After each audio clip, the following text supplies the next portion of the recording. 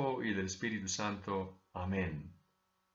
Señoras, muy buenos días. ¿Cómo están? ¿Cómo se encuentran? Ya llevamos semanas, meses sin vernos y ya estoy con unos ansias de poderles comunicar algo de nuestro Señor Jesucristo, algo de amor de Dios, el amor que nos ha tenido en este tiempo de cuarentena que no aguanto más. Y he decidido hacerles ese pequeño video y otro, si Dios me da chance, para que puedan hacer un retiro en este mes de mayo, aunque sea por YouTube.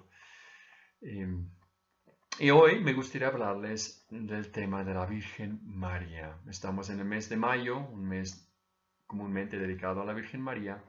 Y también estamos en una situación de cuarentena que me hace pensar mucho en la vida de María en Nazaret. Entonces, qué mejor tiempo de ir reflexionando sobre algunas cosas de la vida de María que nos pueden ayudar no solo a crecer en amor por ella, sino también en el aprovechamiento de este tiempo de cuarentena. Entonces, sin más introducción, bueno, a lo mejor otro de ustedes, para de dónde está hablando, pues ese es mi cuarto, como pueden ver. Aquí tengo a mis tres amores, a Cristo en la cruz y a la Virgen María, y con mi tarjetita del patrón de Navidad que está aquí. Y esto, aunque a lo mejor no lo ven bien, es San José. Las dos imágenes pintadas por famosos artistas de nuestra sección, cuyos nombres no les voy a decir. Bien. Me gustaría entonces darles esa primera plática sobre el camino de fe de la Virgen María, porque nosotros estamos viviendo un periodo donde pues hay cierta oscuridad, eh, quizá confusión, quizá, quizá pruebas en la vida, porque en cuarentena todos tenemos que estar en una nueva rutina, quizá encerrados con personas que pues, ya estamos un poco hartos. Yo vivo con 14 en este momento y yo estoy casi con, ojalá hubiera 5, 6, 7 menos, porque ya comenzamos a, pues ya nos conocemos demasiado bien, ¿no? Probablemente les pasa lo mismo. Entonces, reflexionar en esta primera plática sobre el camino de fe de la Virgen María, que no todo fue fácil para ella. También podemos llamarlo el camino de kenosis, que es una palabra griega que significa el anonadamiento, el vaciarse, la humillación de la Virgen María. Nosotros podemos pensar que siendo la Madre de Dios, lo pasó fácil, pero realmente es todo lo contrario. Entonces vamos a ver, un primer punto sobre esta plática es el papel de la Virgen María en mi vida, porque pues como sacerdote, María es una persona muy importante para mí. Yo me di cuenta de inmediato nosotros que hacemos un voto de castidad, y yo que viví en centro de formación durante muchos años, de repente no tenía una figura femenina en mi vida. Recuerden ustedes que yo viví los primeros 20 años, 25 años de mi vida legionaria en centro de formación como formador. Vivía con hombres todo el tiempo. Entonces no había una mujer en mi vida. Claro, mi mamá, pero a una distancia muy larga. Entonces María ocupaba ese lugar de afecto maternal, de afecto femenino, un acompañante, un amor en mi vida. Y yo creo que para un hombre y para un sacerdote, sobre todo, una relación con María es mucho más fácil que para una mujer. Entonces, la pregunta para ustedes sería, ¿qué lugar debe de ocupar María en mi vida? Primer punto, María tiene un papel importante en mi vida, pero siempre subordinado ese papel al papel de Cristo. Entonces, un papel importante, pero subordinado. Cristo lo es todo para nosotros. Cristo es el único mediador. Cristo es el que me salvó. Pero Dios me quiere dar un regalo de una mujer que intercede por mí, que me ama, que me quiere ayudar en mi vida espiritual, que me quiere acoger incluso como directora espiritual y llevarme poco a poco a Cristo. Y ese es el papel de la Virgen María. Podemos decir que no es absolutamente necesario porque Cristo lo es todo, pero Dios ha querido que fuera una relación esencial, necesaria. Sabemos que para muchos cristianos, los protestantes, por ejemplo, María no juega ningún papel, o un papel muy insignificante. Y también hay otros que piensan, o en su manera de hablar van al otro extremo, que María lo es todo, si no somos como diría Luis María Griñón de Montfort, si no somos esclavos de María, pues casi casi nos salvamos. Esa es una lectura básicamente absurda de Griñón de Montfort, pero algunos van en esa línea, que si no rezo a María todo el día, entonces pues, soy malo, soy un cristiano malo o no me voy a salvar. ¿Dónde está el punto en medio? Creo que nos lo da el Papa Juan Pablo II, que por un lado amaba muchísimo a la Virgen María. No sé si se acuerdan, pero su lema del pontificado fue totus tuus. Y totus tuus no se refiere a todo tuyo Jesús, sino todo tuyo María. Yo soy todo tuyo, yo soy tu hijo, yo soy tu amigo, yo soy, pues tú eres para mí todo. Claro, todo después de Cristo. Él mismo lo dice muchas veces. Él mismo habló en al menos 20 catequesis sobre la Virgen María. Y cuando hablaba de ella, siempre decía que ella tenía un papel, pero un papel subordinado a lo de Cristo, que no quitaba, que no disminuía el papel primordial, totalizante de Cristo en nuestra vida, pero acudir a María siempre va a ser un plus, siempre va a ser algo que nos puede ayudar. Entonces, en este mes de mayo, sería bueno acercarnos a María.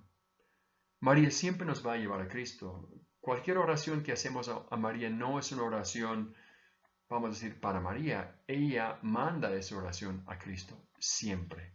Entonces, acercarnos a María para llegar a Cristo. Entonces, ese es el primer punto. María es importante, pero Cristo lo es todo. Si podemos acercarnos a María, será una ayuda para acercarnos a Cristo, pero Cristo lo es todo. Bien. Un segundo punto en esta plática es que decimos que María tiene un papel subordinado, pero es un papel clave.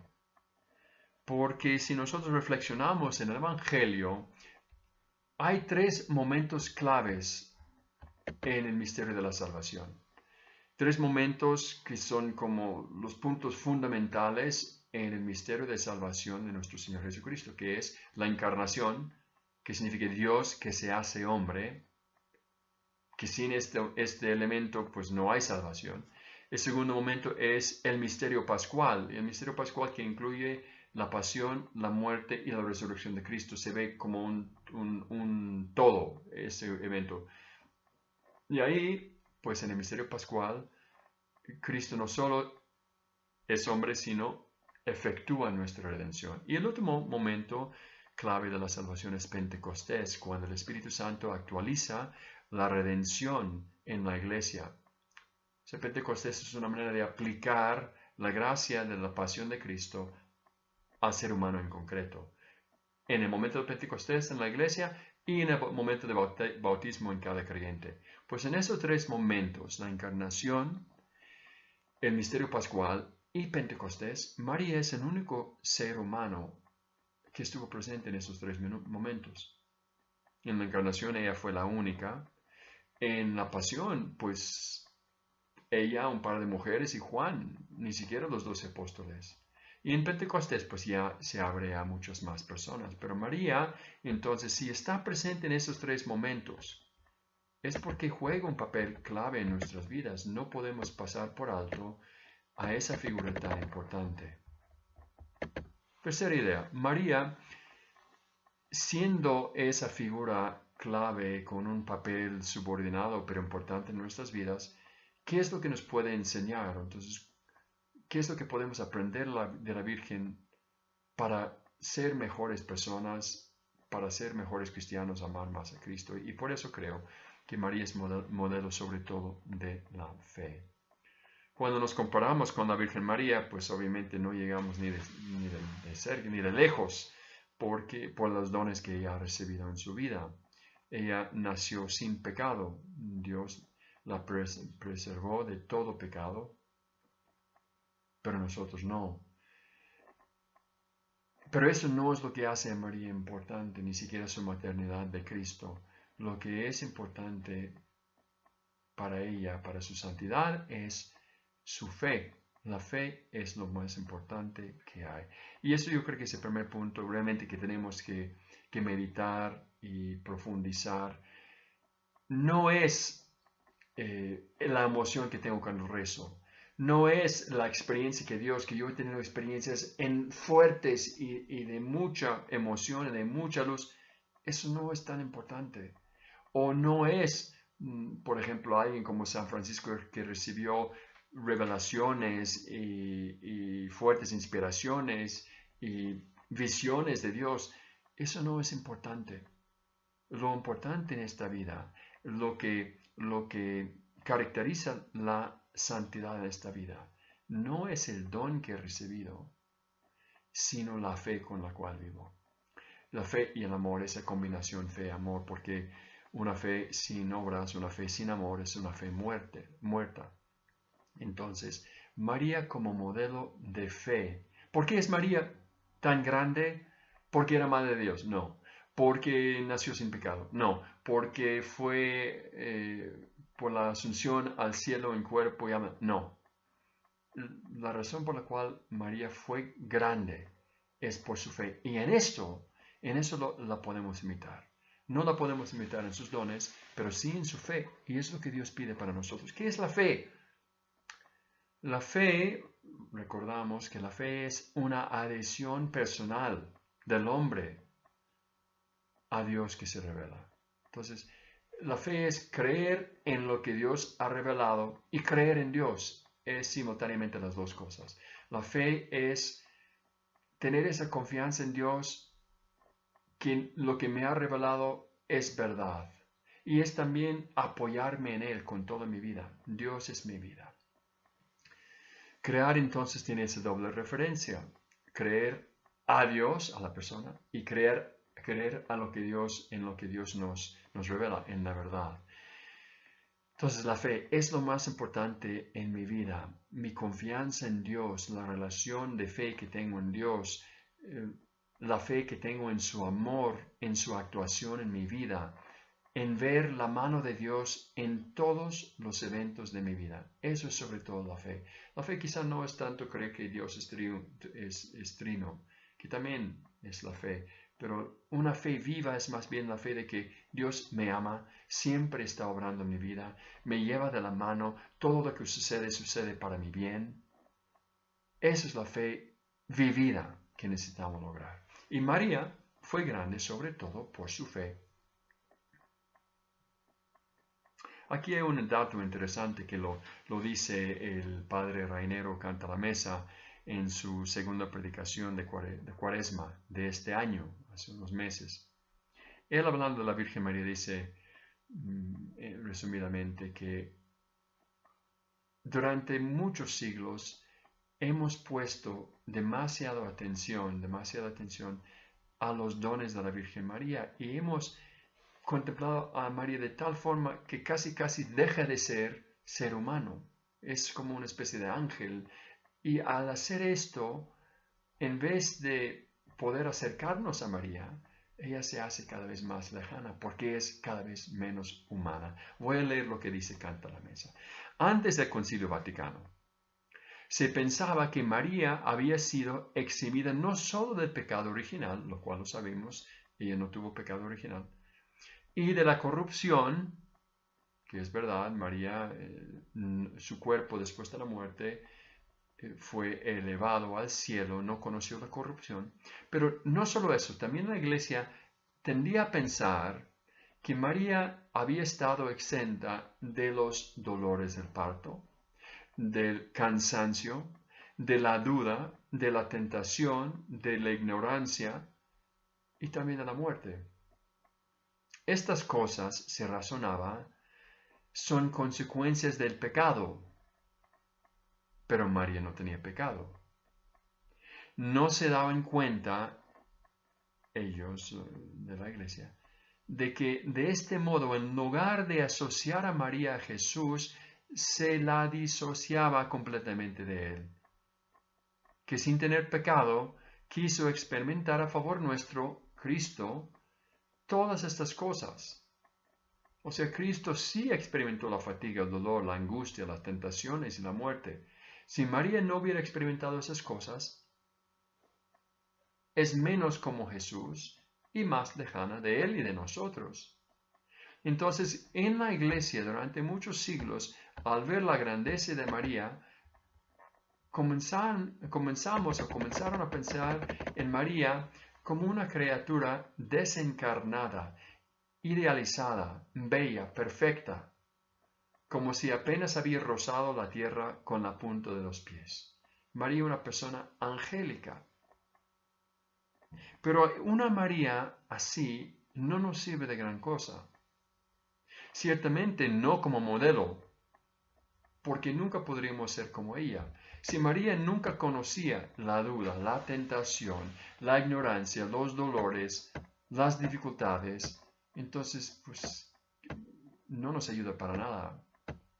Lo importante para nosotros no es el milagro en la vida de María, sino su camino de fe.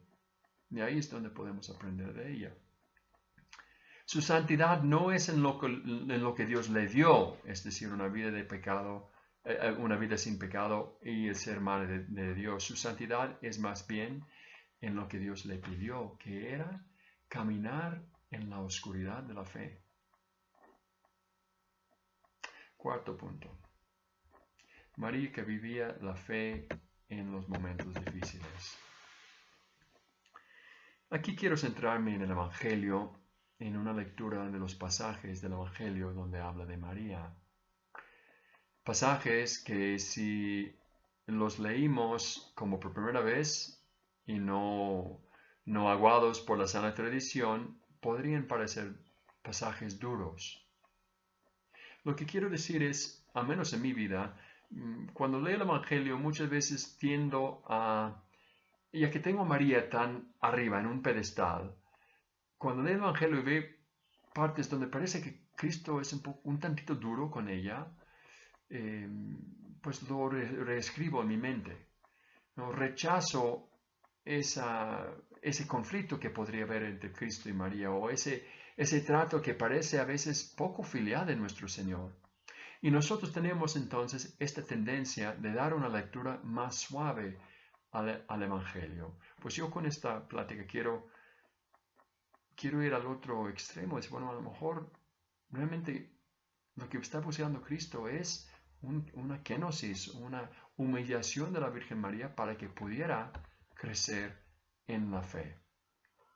Entonces, vamos a ver, después de los regalos de la Anunciación, cuando le aparece un ángel, lo cual nunca nos ha sucedido, y el nacimiento de Cristo, que nosotros lo vemos en las tarjetas de Navidad como una cosa súper nostálgica y bella, que también tenía su dificultad.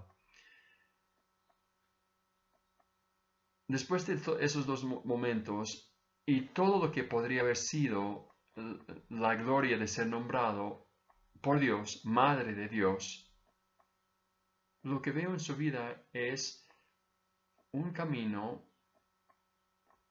paso a paso, un camino de humillación, de distanciamiento de parte de nuestro Señor. Al menos si leemos el Evangelio tal como está escrito, parece así. Y es lo que sucede en la vida de los santos, y es lo que sucede en nuestra vida si nosotros queremos crecer en la vida espiritual. Hay un momento inicial de mucho fervor, de mucha gracia, de mucho sentimiento, pero luego como que Dios desaparece, o se hace sordo, o no se siente. Conocemos la vida de la Madre Teresa, que en sus últimos 10 años, pues vivía la fe, vivía su vida, no cambiaba su manera de vivir, pero por dentro se sentía sola, abandonada. Ese Elí, Elí, lema sabactani, Dios mío, ¿por qué me has abandonado? No sentía la presencia de Dios. A veces pensamos que la santidad es eso, tener una relación tan especial con Dios que estamos como caminando en el aire y sentimos un amor, el corazón inflado por amor de Dios, pero realmente en la santidad, cuando uno va creciendo y caminando, más bien lo que sentimos es, a veces, si Dios quiere, una ausencia. ¿Dónde está Dios en mi vida? Eso es lo que pasó con la Virgen. Podemos decir que desde la huida a Egipto comenzó esas pruebas, esas dificultades, pero el nacimiento en una cueva y la huida a Egipto son circunstancias de prueba. Quiero ver en esta plática cómo Cristo mismo prueba a su mamá para llevarla a un nivel de fe absoluto. Entonces, varios evangelios.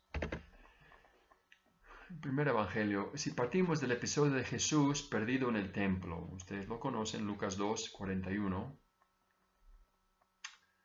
Lucas destaca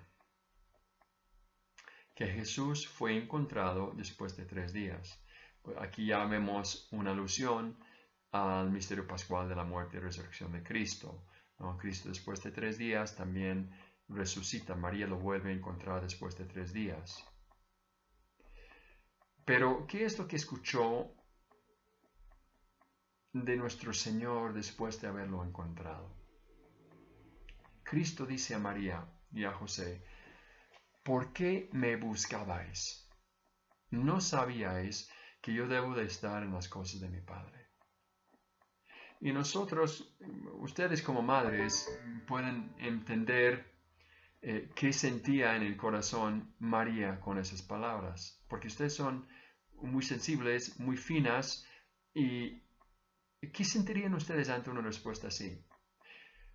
Yo, cuando era niño, me perdí en el súper, en el Walmart, no sé qué era, una tienda que para mí era enorme, y yo, pues no sé qué vi y empecé a caminar en búsqueda de X. Y en eso de repente me di cuenta que no estaba mi mamá, que estaba solo, que toda la gente alrededor era gente extraña, no conocía a nadie, empecé a llorar. Y cuando mi mamá me encontró, pues que yo me tiré a sus brazos y ella me besaba, me consolaba. Pues eso es como, eso que esperaríamos de un evangelio así. Que Cristo viera a su mamá, mamá, papá, qué bien que están aquí, les echaba de menos. No, Él dice, ¿por qué me buscaban? Entonces, ¿no sienten ustedes como más, qué le pasa a Cristo? ¿Por qué dice eso? Por qué tan frío, pues? ¿Por qué me buscaban? Esas palabras ponían entre Jesús y ella una voluntad diversa, infinitamente más importante. Hacía pasar a un segundo plano la relación con su mamá, esa relación filial que debe tener con ella. Entonces ese es el primer paso de ese kenosis, de ese camino de fe de la Virgen María, que uno pensaría siendo madre de Dios, debe de tener ciertos favores, debe tener una relación un poco especial con Cristo en cuanto a mucho sentimiento, mucho apapacho, mucho. Pero ya desde ese momento no es así. Cristo empieza a llevarla por un camino de humillación, o sea, el mismo camino por donde iba a ir él. Cristo, que era hijo de Dios, no consideró su dignidad de hijo de Dios algo a que se tenía que aferrar, se despojó de sí mismo. Pues aquí Cristo va a comenzar a despojar a su mamá y hacerle cada vez más humilde y a darle la oportunidad de vivir la fe. En nuestra vida no pasa lo mismo. Con el pasar de los años, no hay cosas, o sea, no es la vida más difícil en ciertas cosas, a menos para mí, escuchándole a ustedes. ¿Se acuerdan cuando se casaron los primeros días, semanas, meses? La gloria de la boda y ustedes que se veían todos unas princesas y la luna de miel, pero con el pasar del tiempo, después siendo mamás y los hijos y hay pruebas y dificultades y como que la vida no es fácil y para la Virgen María, pues Cristo quiere decirle ya desde un inicio, lo que importa aquí es que seas mujer de fe. ¿No? Aquí también suelo decir, nosotros buscamos, ya que tenemos a María tan arriba en un pedestal y lo que dice Cristo parece tan chocante, que bueno, es que hay que entender el tono de voz. Probablemente Cristo lo dijo con un tono de voz muy dulce. O hay que entender que probablemente lo dijo con una sonrisa. O sí, las palabras son duras, pero es un hebreísmo o aramaísmo y hay que entender el contexto. Bueno, pues quizá no. Quizá realmente lo que estamos viendo aquí es Cristo que comienza a decir a su mamá, tú tienes que ser una mujer de fe y experimentar la cruz en tu vida. Bueno, Seguimos adelante. Encontramos una mención a María en Caná de Galilea. Y justo en el momento en que Cristo está comenzando su ministerio público. Y conocemos los hechos. No hay vino, María dice, pues haz algo, ¿no? Porque no tienen vino. ¿Y qué es lo que dice Cristo? ¿Qué responde Cristo a María a su petición tan discreta? Porque María va con mucha humildad y no es ni prepotente ni... O sea, es muy humilde cuando pide a Cristo. ¿Qué dice Jesús? ¿Qué quieres de mi mujer? ¿Qué dirían ustedes? O sea, yo decir a mi mamá, a ver, si mi mamá me llama por teléfono, a ver, ¿qué quieres de mi mujer? O sea, si no fuera por teléfono, seguro me da una cachetada. ¿Qué quieres de mi mujer? ¿Qué respuesta es esa? Cualquiera que sea el modo en que se quieren explicar esas palabras, tienen un sonido duro, mortificante. Parecen poner nuevamente una distancia entre Jesús y María. Entonces nosotros a veces pensamos o tendemos a pensar que la relación entre los dos era una relación de mucha compenetración, de mucho corazón, que sí había, pero Cristo también iba poniendo esa distancia para que ella viviera la fe. ¿Se acuerdan cuando María Magdalena, después de la resurrección, quiere agarrarle a Cristo, abrazarlo, besarlo, agarrar sus pies? Y Cristo, no, no me toques. ¿Por qué? Porque tu amor, María Magdalena, todavía es un amor muy humano. Me quieres como un ser humano. Si no es ascendido al Padre todavía, pero tú estás amando demasiado con un corazón humano. Tienes que vivir desde la fe. Tienes que amar más sobrenaturalmente. Y eso es el camino por donde lleva Cristo a María. Después los tres sinópticos nos dan otro episodio en la vida de Cristo. Un día cuando Cristo está predicando, llega su madre y algunos parientes para hablarle. ¿Se acuerdan? Es una escena muy bonita del Evangelio. Cristo está dentro de una casa, la gente no cabe, está todo el mundo fuera y ella pues no se puede acercar porque hay tantas personas. Quiso hablar con Jesús y no le fue posible. Quizá María se preocupaba, como es muy natural en una madre, de la salud de su hijo, no, porque justo antes en el Evangelio de Marcos, en el capítulo 3, dicen que Cristo no tenía tiempo ni siquiera para comer. Algunos señores me han dicho, padre, se ve muy flaca usted, ¿no? Como que ustedes se preocupan por si soy flaco o no soy flaco, pues no sé por qué, pero esa es esa tendencia de madre. No sabía que Jesús, a lo mejor no estaba comiendo bien, quiso ver cómo estaba con sus propios ojos. Notemos un detalle, María, la madre, tenía que mendigar incluso el derecho de poder ver a su hijo y hablar con él. Ella no se abre camino entre la multitud, haciendo valer el hecho de que era la madre. No se queda atrás, se queda atrás. Se quedó afuera a la espera. Y otros se dirigieron a Jesús para decirle, fuera está tu madre que quiere hablarte. Pero aquí también lo importante es la palabra de Jesús. ¿Quién es mi madre y quiénes son mis hermanos? De nuevo, nosotros buscamos leer eso en un contexto de que, bueno, es lo que Cristo está buscando decir, etc. Esas palabras tenían que haber sido muy duras para María. Sabemos hoy que en esas palabras hay un elogio más que un reproche, porque está diciendo, ¿quién es mi madre? La que vive la fe. Esta mujer vive la fe, esa mujer es madre doble. Pero en ese momento, ella no lo sentía así, seguro. En ese momento seguramente solo existía la amargura de un rechazo. No se dice que Jesús después saliera para hablarle. Probablemente María tuvo que alejarse sin haber podido ver al Hijo ni hablarle. ¿Qué está pasando aquí, señoras, con este Jesús y esta María? Así es como trata Dios a los que ama. Y eso fue la queja de 13 de Jesús. Si así tratas a tus amigos, por eso tienes tan pocos amigos. Porque Dios lo que busca es nuestro mayor bien, es nuestra mayor santificación, es nuestra gloria. Y para hacerlo nos tiene que despojar de todo lo que es egoísmo, vanidad, falta de fe, falta de caridad, falta de confianza en Dios. Y María, que ya estaba en un nivel tan alto, lo único que podía hacer Dios para lograr algo más fuerte en ella era hacerle pasar por la cruz. Otro día en el Evangelio, Lucas narra de una mujer entre la multitud que exclama con entusiasmo hacia Jesús: «Dichoso el vientre que te llevó y los pechos que te criaron».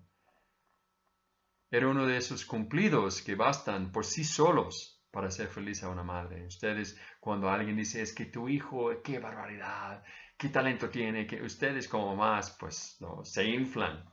Pues eso pasó con María seguramente, pero duró poco. Porque Jesús, al renglón siguiente, dice: Jesús se dio prisa en corregir diciendo: dichosos más bien los que escuchan la palabra de Dios y la cumplen. Cristo no permite ese elogio, ese camino de kenosis, de fe de la Virgen María. ¿Cuánto experimentamos en nuestra vida de pruebas, de dificultades, de cosas que no entendemos? Y rechazamos esas cosas y nos quejamos ante Dios. ¿No ven que esas pruebas son para llevarnos a otro nivel? Un último detalle en esa línea. San Lucas habla en un cierto momento de las seguidoras femeninas de Jesús, es decir, de un cierto número de mujeres piadosas, incluso da el nombre de varias, que han sido beneficiadas por parte de Jesús y que, dice el Evangelio, la atendían con sus bienes. Casi como un segundo grupo de apóstoles. Tenían los apóstoles que hacía todo, y al margen, un poquito lejos, pero siempre cerca, a esas mujeres, pues grandes amigas.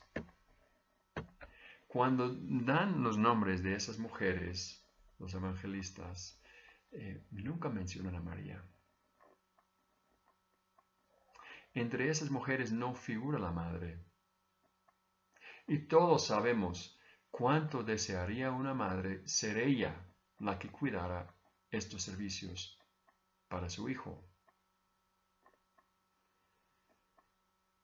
Otro sacrificio para la Virgen María. Entonces no puede estar cerca de Cristo. Cristo siempre está lejos. Y en nuestra vida muchas veces nosotros queremos experimentarle a Cristo y parece que no está. O nos trata así. ¿Es porque no nos quiere? Al contrario, es porque nos quiere más. Tenemos que aprender a ver las durezas, las distancias, la sequedad, la frialdad como un don muy especial en nuestras vidas. Es un camino por el cual andaba la Virgen María, el mismo Jesús. ¿Qué significa todo eso entonces? Es una serie de hechos y palabras que no pueden ser una coincidencia. No es que, bueno, por ser breve, los evangelistas escribieron, ¿qué quieres de mi mujer? Son tantos ejemplos que no podemos decir que no es un intento de Jesús de formar a su madre a entrar más en un camino de fe sin sentir. María entonces tuvo que pasar por esa kenosis. La kenosis de Jesús consistió en el hecho de, en lugar de hacer valer sus derechos y sus prerrogativas divinas, se despojó de ellas. Asumió el estado de siervo. Pareció en el exterior un hombre como los demás. Lo mismo pasa a María. La kenosis de María consiste en lugar de hacer valer sus derechos como madre de Mesías, se dejó despojar de ellos y apareció delante de todos como una mujer igual a las demás. Pues si nosotros queremos ser santos, no nos va a pasar lo mismo. Cristo nos va a pedir a nosotros: es que soy del reino, es que me he incorporado, es que me he santificado, es que rezo tanto, es que no debo de tener beneficios especiales, experiencias especiales de Dios. Más bien, Dios nos va a pedir un camino de fe para crecer más. Es tanto así eso, María, que esa relación vamos a decir, difícil entre María y Jesús, que muchos autores, yo conozco uno, Mimi Thompson, que escribió otra protestante, que escribió un libro que se llama 14 Estaciones de la Cruz.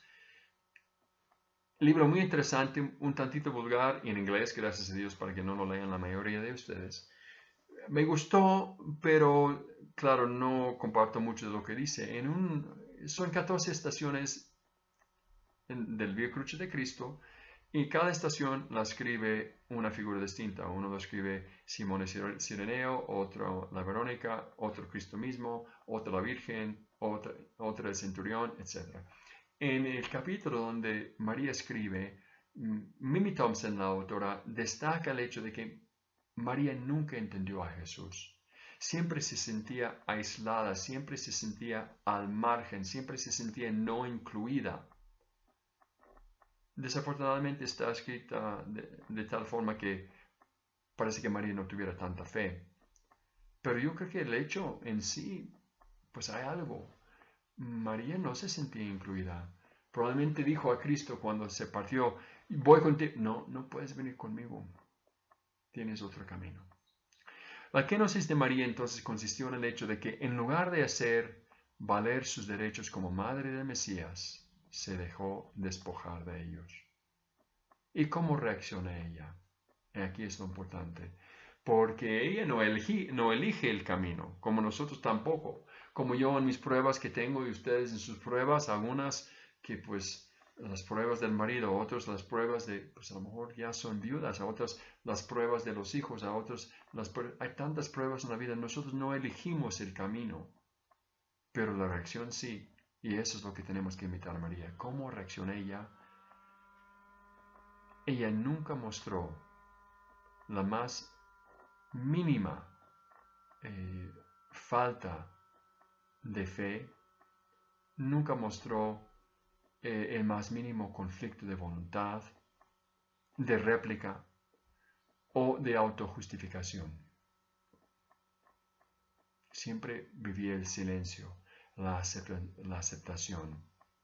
Nunca una intención de hacer cambiar de decisión a Jesús, una docilidad absoluta.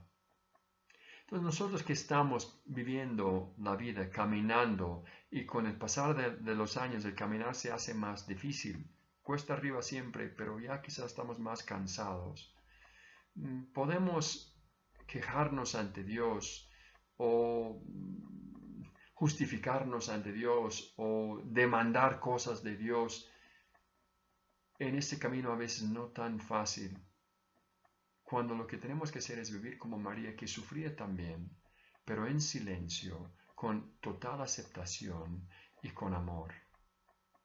Entonces, pues señoras, eso es hasta aquí la plática que podemos sacar como conclusión. Entonces, pues por un lado María, como recapitulación, María no lo es todo, Cristo lo es todo para nosotros, pero María es muy importante. Dios nos la ha dado como don y podemos aprovechar su compañía y su presencia en nuestras vidas y será de una grandísima ayuda. Acercarnos a María no tanto por los dones que ella ha recibido, sino sobre todo por el ejemplo de vida, porque ella nos puede enseñar cómo vivir la fe en los momentos donde no entendemos, donde las cosas parecen difíciles, donde Dios parece estar muy lejos. Ella nos puede ayudar a vivir estos momentos con silencio, aceptación y amor.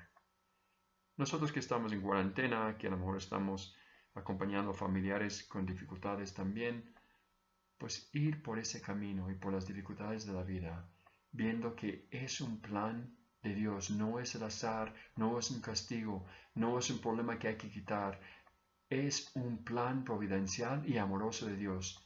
Ojalá pudiera yo vivir ese plan con la misma fe y el mismo amor que la Virgen María. En el nombre del Padre, y del Hijo, y del Espíritu Santo.